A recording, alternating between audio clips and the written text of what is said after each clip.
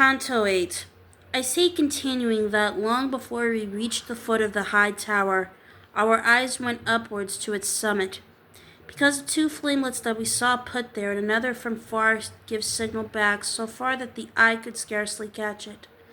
And I turned to the sea of all intelligence. I said, "What says this, and what replies yon yonder fire?"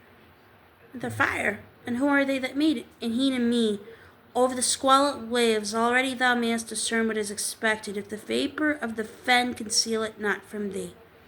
Never did core impel from itself an arrow that ran through the air so quickly as a little bark which I saw come towards us then through the water, under the guidance of a single steersman, who cried, "Now art thou arrived, foul spirit." "Flagus, Flagus," said my lord, "this time thou criest in vain.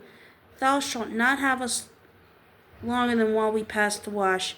And as one who listens to some great deceit which has been done to him, then sore resents it, such grew Flagus in his gathered rage. My guide descended into the skiff, and then made me enter after him, and not till I was in did it seem laden. As soon as my guide and I were in the boat, its ancient proa went on, cutting more of the water than is wont with others. Whilst we were running through the dead channel, there rose before me one full of mud, and said, "Who art thou that comest before thy time?" And I to him, "If I come, I remain not.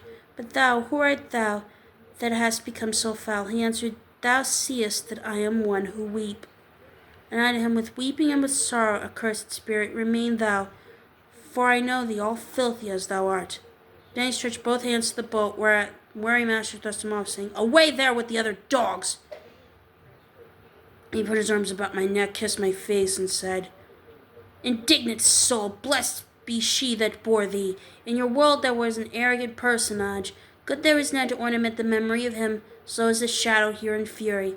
How many up there now think themselves great kings that shall lie here in like swine and mire, leaving behind them horrible reproaches. And I, master, I should be glad to see him dipped in this swill, ere we quit the lake." And he to me, "Before the shore comes to thy view, thou shalt be satisfied. It is fitting that thou shouldst be gratified in such a wish."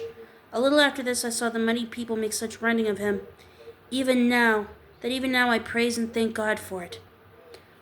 All cried, "At Filippo Argenti."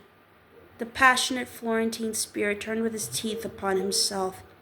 Here we left him, so that of him I tell no more. But in my ears a wailing smote me, whereat I bent my eyes intently forward. The kind master said, "Now, son, the city that is named of Dis draws nigh, with its grave citizens, with its great company." And I, "Master, already I discern its mosques distinctly there within the valley, red as if they had come out of fire." And to me he said, "The eternal fire which causes them to glow within shows them red as thou seest in this low hell." We now arrived in the deep fosses which moat that joyless city. The walls seemed to me as if they were of iron. Not before making a long circuit did we come to a place where the boatman loudly cried to us, "Go out, here is the entrance." Above the gates I saw more than 1,000 spirits rained from the heavens, who angrily exclaimed, "Who is that who, without death, goes through the kingdom of the dead?" And my sage master made a sign of wishing to speak with them in secret. Then they somewhat shut up their great disdain, and said, "Come thou alone, and let that one go who has entered so daringly into this kingdom. Let him return alone his foolish raid. Try if he can, for thou shalt stay here that hast escorted him through so dark a country." Judge, reader, if I was discouraged at the sound of the accursed words, for I believe not that I ever should return hither. O my loved guide, who so more than 7 times hast restored me to safety and rescued from deep peril that stood before me, leave me not so undone, I said, and if go to farther be denied us, let us retrace our steps together rapidly. And thy Lord, who has led me thither, said to me, "Fear not, for our passage none can take from us, by such has it been given to us. But thou here wait for me, and comfort indeed thy weary spirit with good hope, for I will not forsake thee in the low world." Thus the gentle Father goes and leaves me here, and I remain in doubt, for yes and no contend within my head. I could not hear that which was offered to them, but he had not long stood with them, and when they all vying with one another rushed in again.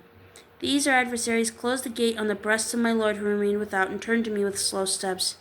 He had his eyes upon the ground, and his eyebrows shorn of all boldness, and with his eyes What denied me the doleful houses? And to me he said, Thou be not dismayed though I get angry, for I will master the trial whatever be contrived for hindrance.